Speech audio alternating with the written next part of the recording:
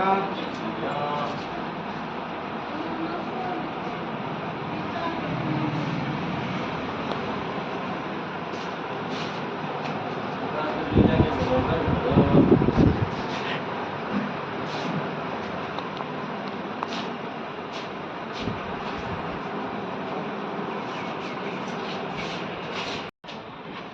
कुमार एगो जोक सुनाबू। सुनाबू। जोक क्या सुनाब हमरा जोक है तब की आबैया? रोशन से जोक सुन लो।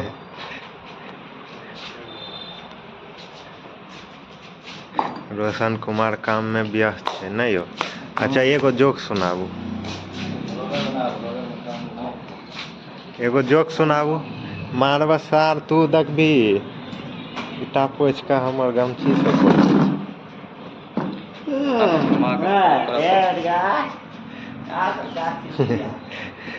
एगो जोक सुनबू रोशन कुमार।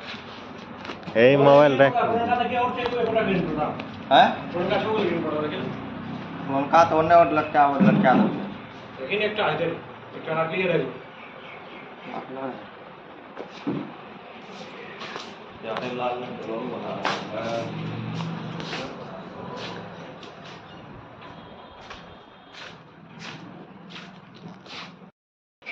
ग्रीन पर्दा पर शूट छियै, एकदम रेडी भए रहल छै ग्रीन पर्दा।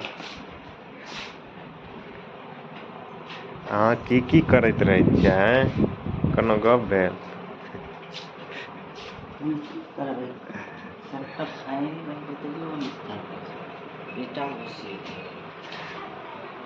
आ ई छियै नवका कैमरा। कोन कैमरा छियै यौ? कैनन। कतेमे भेल?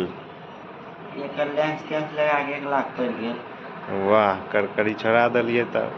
ओहि दिना ड्रोन लेलियै आ एखन एगो और कैमरा ले लेलियै। कैनन R50 छी। तब कैनन R50 छियै जे अभी एहि रेंजके बेस्ट कैमरा छै। कैमराके क्वालिटी देखियौ की मस्त आबि रहल छै।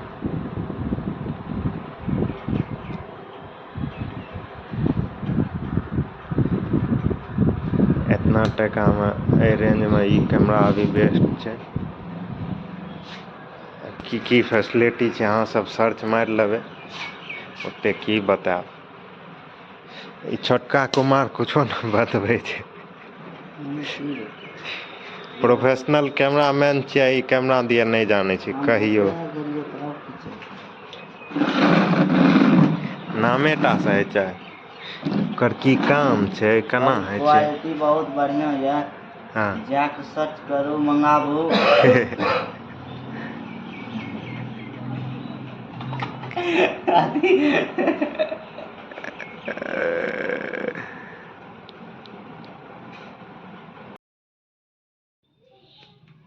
बहुत मेरा परीक्षण फिर असफल हो गया। मैंने इंडिविजुअल में बनाने के लिए कुश्ती बनाया और ये इंडिविजुअल ना होके गहन कर दिया, एंडमैन बना दिया है। आप इस समस्या से निकाल सकते हैं हमको।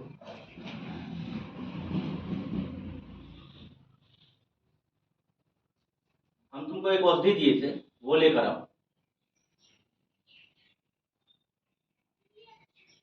ये रहा वो। ये लिक्विड ही एक उपाय है। हम तुमको नॉर्मल तो नहीं बना सकते हैं, पर तुम अपने हिसाब से छोटा या बड़ा जरूर करो। टेबल पे देखते हैं, हम तुमको नॉर्मल टेबल पे देखते हैं। किसी जो गलत बोल रहे हैं, इसी टेबल पे देख के बोलना है। वो बोल रहे हैं कहीं नहीं देखना, सीधे कैमरे में देखना है।